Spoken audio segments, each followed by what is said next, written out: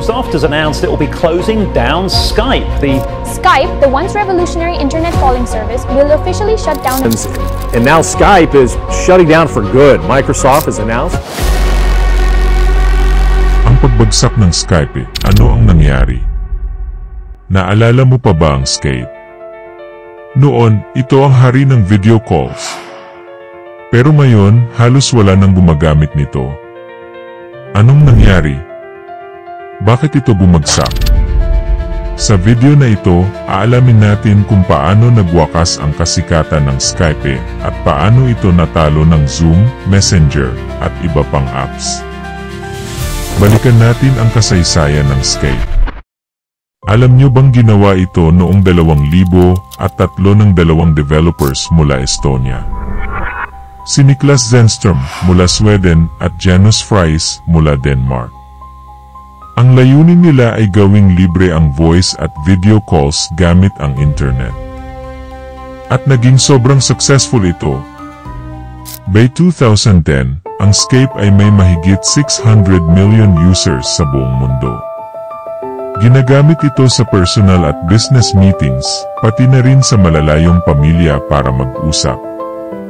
At dahil sa sobrang success, binili ito ng Microsoft noong 2011 sa halagang $8.5 billion.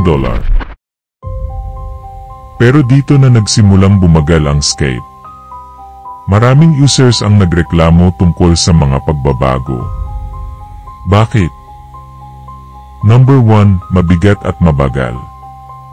Ang Skype noon ay magaan at mabilis, pero matapos bilhin ng Microsoft, naging mabagal ito.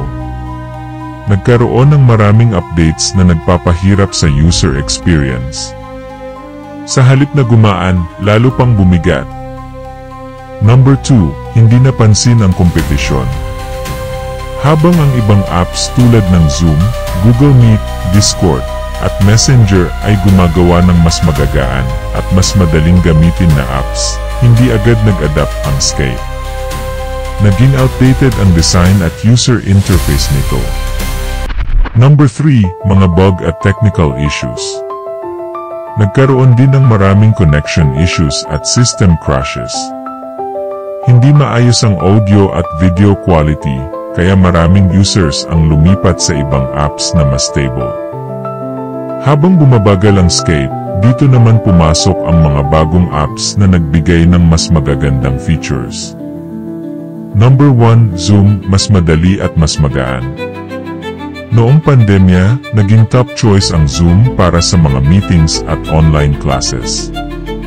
Simple lang gamitin, isang click lang, at wala ng hassle. Number 2, Messenger & WhatsApp, mas accessible.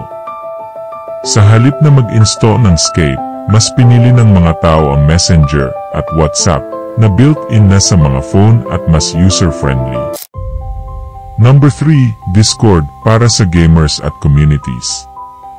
Sa gaming at online communities, mas naging popular ang Discord dahil mas stable at maraming features.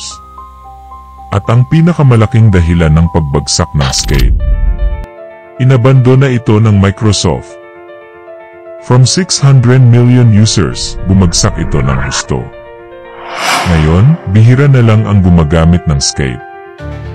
At ngayong May 5, 2025 ang Skype tuluyan ng mawawala. Ang Skype na dating nangunguna sa video calls ay naungusan ng mas mabilis, mas magaan, at mas modernong apps. Isang malaking aral ito sa kahit anong negosyo. Kapag hindi ka nakasabay sa pagbabago, siguradong maluluma ka. At kung nagustuhan mo ang video na ito, huwag kalimutang mag-like, mag-subscribe, at i-hit ang notification bell para updated ka sa ating susunod na mga